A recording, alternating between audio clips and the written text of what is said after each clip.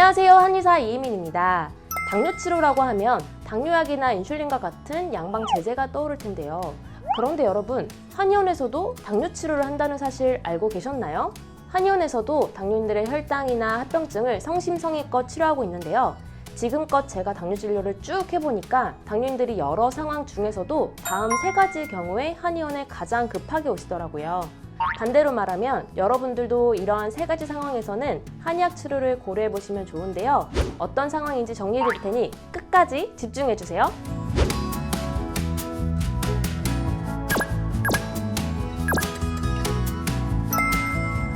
첫 번째는 공복혈당 장애 진단을 받았을 때입니다.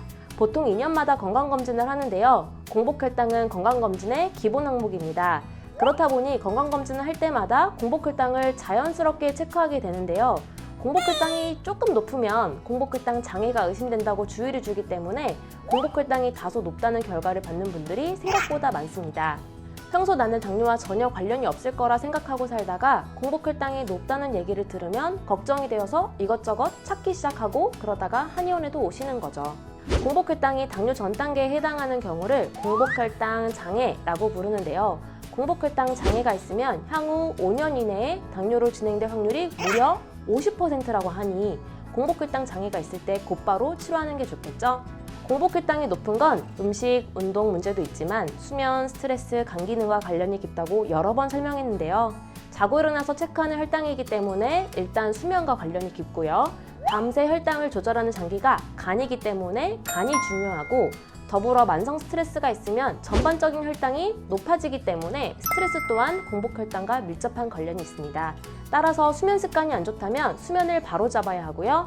불면증이 있다면 예로부터 불면증과 화병을 치료해오던 한약으로 불면증을 치료하는 게 좋습니다.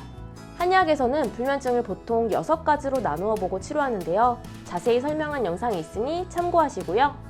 만성 스트레스로 인해 뇌가 과열되고 간에 열도 쌓였으니 뇌의 과열과 간의 열을 꺼뜨리는 한약 치료도 필요하겠죠.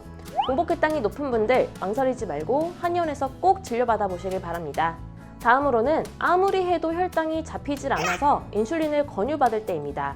혈당이 안 잡히면 우선 당뇨약을 늘리는데요. 그래도 혈당이 잡히지 않으면 결국 인슐린을 권유받게 됩니다.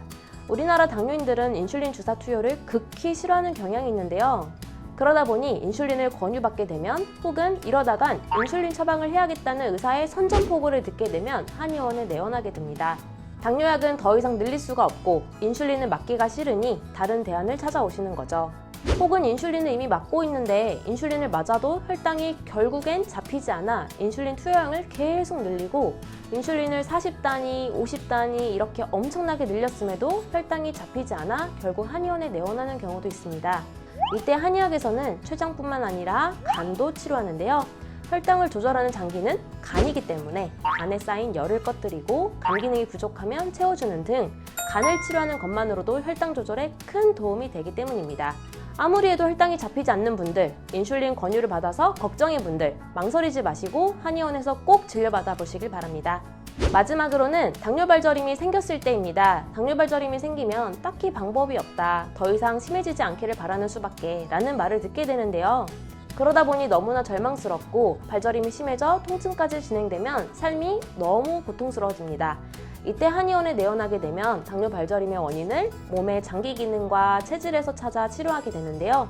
당뇨 발저림 또한 간과 관련되어 있기 때문에 간 기능을 끌어올리고 혈액순환을 돕는 한약과 침을 통해 당뇨 발저림 치료에 접근하고 있습니다. 지난 영상에서 자세히 설명했으니 참고해 보시고요.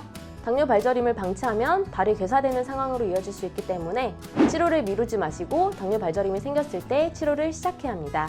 당뇨 발저림 때문에 걱정인 분들 망설이지 말고 한의원에서 꼭 진료받아 보시길 바랍니다. 이번 영상에서는 당뇨인들이 한의원에 꼭 가봐야 하는 3가지 상황을 정리해 보았습니다. 그동안 당뇨스쿨 영상을 보면서 당뇨에 대한 내용들을 많이 숙지하셨을 텐데요. 오늘 정리한 3가지 상황에서는 꼭 한의원에 내원하셔서 진단받아 보시고 가능하시면 치료도 받아보시면 좋겠습니다. 다른 당뇨인들께도 오늘 영상 공유해 주시고요. 다음 영상에서 뵙겠습니다. 감사합니다.